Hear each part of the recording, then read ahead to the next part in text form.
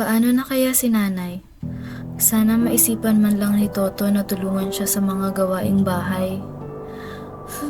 I got this. I need to do well in school so they can have a dependable and successful ate. I promise I will make Dad and Mom proud. But first, how can I even manage school without Nana's help? I don't even know what I'd have for dinner tonight.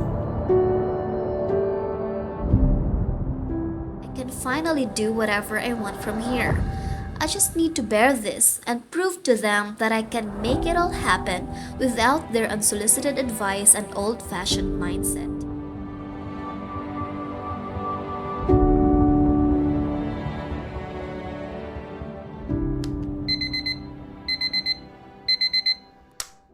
All students must wear the school uniform and ID at all times when in school premises. Seriously?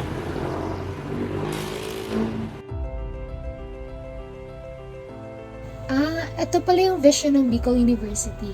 A world-class university producing leaders and change agents for social transformation and development. The Bicol University shall give professional and technical training besides providing for the promotion of scientific and technological researches. CSSP was formerly known as the College of Arts and Sciences, so before it was called BUCAS pala. Compared to other campuses, CSSP is as young as I am since it was only founded on September 10, 2004. Before we proceed to our discussion, please state your name, your age, and your address, and also as to why you chose BS Psychology. Hello everyone, I am Femi Lorena, 10 years of age, all the way from Masbate. I have always been fascinated by how people behave the way they are and how I could help them overcome their struggles in life. Hi fellow sidemates, I am Charlene Nakaw, 19 years old from Comedy School. What has been pushing me to pursue this dream is to understand more about myself, my friends, and my family, and the people around me. Most especially, I have a brother who has been suffering from depression and a baby sister who has Down syndrome.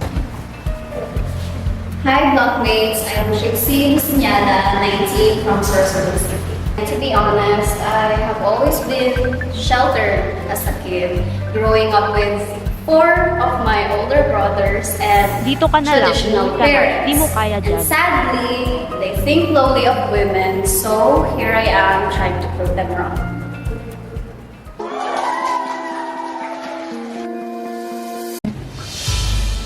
Uy, random thought. Anong favorite na experience natin ng first year?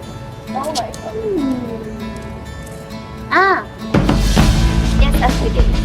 Because it was the first time that I felt no gender boundaries between students, and everyone was invited or encouraged to participate regardless of their gender.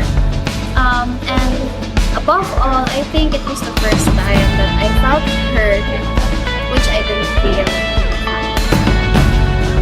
I guess mine would be during the cycle days. It was the first time I allowed myself to have fun and be free from responsibilities. It was a very refreshing moment where I didn't even have the time to think about the feelings I have and just enjoy every minute of it.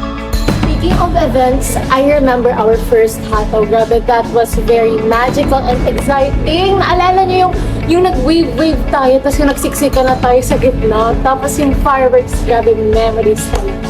That event was a fresh breath of air. Tapos parang escape ko na rin siya sa pressure na nafe-feel ko dito. People carry different baggage in their lives, big or small. Faced with burdens, we tend to keep things to ourselves and solve them with the best that we can. We will walk through our journey and meet people who are just the same as us, shackled by their past, yet look forward to becoming better. In psychology, we try to slowly understand our peers and help break each other's chains by developing empathy. As a BUNyo and CSSP niyan, we must strive to become transformational humanitarian leaders who overcome adversities and come together as one.